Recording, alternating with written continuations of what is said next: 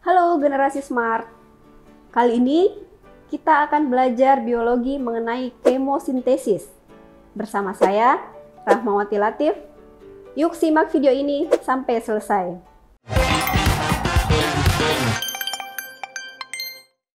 Adapun tujuan pembelajaran kita kali ini, yang pertama, mampu memahami peristiwa kemosintesis. Yang kedua, mampu memahami hubungan katabolisme dan anabolisme. Kemosintesis adalah proses penyusunan senyawa sederhana atau zat anorganik menjadi senyawa kompleks atau zat organik dengan menggunakan energi kimia. Organisme yang melakukan kemosintesis disebut kemoautotrof. Kemampuan organisme kemoautotrof melakukan kemosintesis hanya dimiliki oleh beberapa jenis mikroorganisme seperti bakteri kemosintetik yang berperan penting pada daur biogeokimia. Contohnya, bakteri belerang non-fotosintesis yang mengubah belerang menjadi sulfat yang dapat digunakan oleh tanaman untuk sintesis protein. Generasi smart, kemosintesis dapat dilihat pada pembentukan yang pertama, pembentukan sulfat oleh bakteri sulfur yaitu Thiobacillus dan Bagiatoa. Persamaan reaksinya 6CO2 tambah 6H2S menghasilkan C6H12O6 ditambah 6S tambah 6H2O. Yang kedua, pembentukan nitrat oleh bakteri nitrat dan bakteri nitrit. Bakteri-bakteri tersebut memperoleh energi dari hasil oksidasi senyawa-senyawa tertentu. Contohnya Nitrosomonas, Nitrococcus, dan Nitrosobacter. Bakteri Nitrosomonas dan Nitrococcus memperoleh energi dengan cara mengoksidasi NH3, tepatnya amonium karbonat menjadi asam nitrit dengan reaksi seperti pada gambar. Yang ketiga, bakteri besi memperoleh energi kimia dengan cara oksidasi Fe2+ atau ferro menjadi Fe3+ atau ferri. Dapat dilihat pada reaksi seperti ini. 4FeCO3 tambah 6H2O tambah O2 menggunakan leptospirillum ferroxidans menghasilkan 4Fe OH3 ditambah 4CO2 dan energi. Contoh bakteri yang memperoleh energi kimia dengan cara oksidasi besi tersebut adalah Leptospirillum ferroxidans. Generasi smart, organisme kemoautotrof pertumbuhannya berlangsung lebih lambat sehingga menghasilkan energi yang sedikit. Habitat organisme kemoautotrof lebih banyak di lingkungan yang sulit ditempati oleh makhluk hidup lainnya, seperti pada kawah-kawah gunung dan rekahan dasar laut.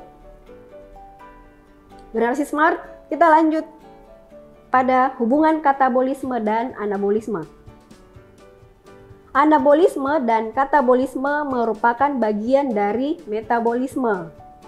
Anabolisme adalah proses penyusunan senyawa kompleks dari senyawa sederhana yang membutuhkan energi yang bersifat endorgonik menghasilkan oksigen.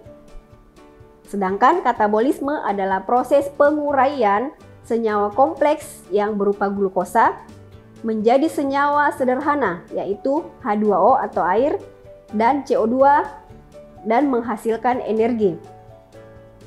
Hasil dari anabolisme berupa karbohidrat C6H12O6 merupakan bahan baku katabolisme atau respirasi sel. Sedangkan hasil dari katabolisme merupakan bahan baku dari anabolisme yaitu H2O, oksigen atau O2.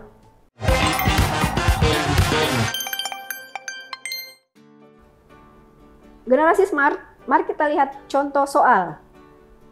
Nomor 1. Perhatikan reaksi berikut. 4 FeCO3 ditambah 6 H2O tambah O2 menghasilkan 4 FeOH2 tambah 4 CO2 tambah energi. Organisme yang mendapat energi dengan menggunakan reaksi tersebut adalah A. Bakteri Salmonella typhi, B. Bakteri Nitrobacter, C. Hamir, D. Bakteri Acetobacter, dan E. Bakteri Leptospirillum feroxidan. Generasi smart, jawabannya adalah E. Reaksi tersebut merupakan reaksi kemosintesis karena menggunakan bahan anorganik sebagai sumber energi, yaitu besi. Bakteri yang menggunakan besi sebagai sumber energi adalah bakteri Leptospirillum feroxidan. Nomor 2. Bakteri nitrit memperoleh energi dengan mengoksidasi amonium menjadi asam nitrit dengan reaksi sebagai berikut. X tambah 3O2 menghasilkan 2HNO2 tambah Z tambah 3H2O tambah energi.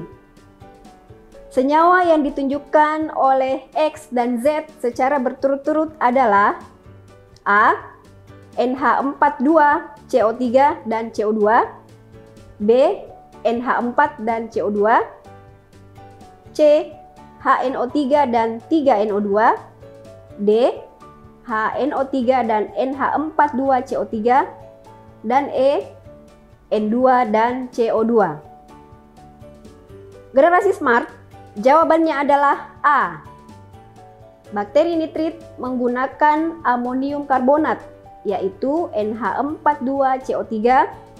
Bakteri ini menghasilkan nitrit, yaitu 2HNO2 dengan hasil samping berupa CO2 dan air. Oke, nomor 3. Hasil dari katabolisme akan menjadi bahan baku bagi anabolisme berupa A. C6H12O6, B. H2O dan O2, C.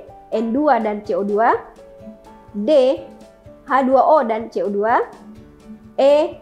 O2 dan CO2. Generasi smart, jawabannya adalah B.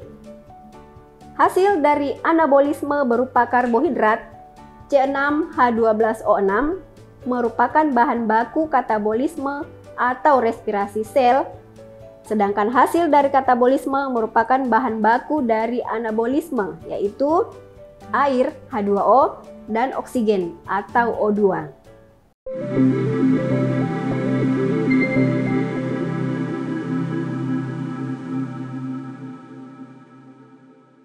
Semoga membantu ya generasi smart. Sampai ketemu pada pembahasan materi selanjutnya.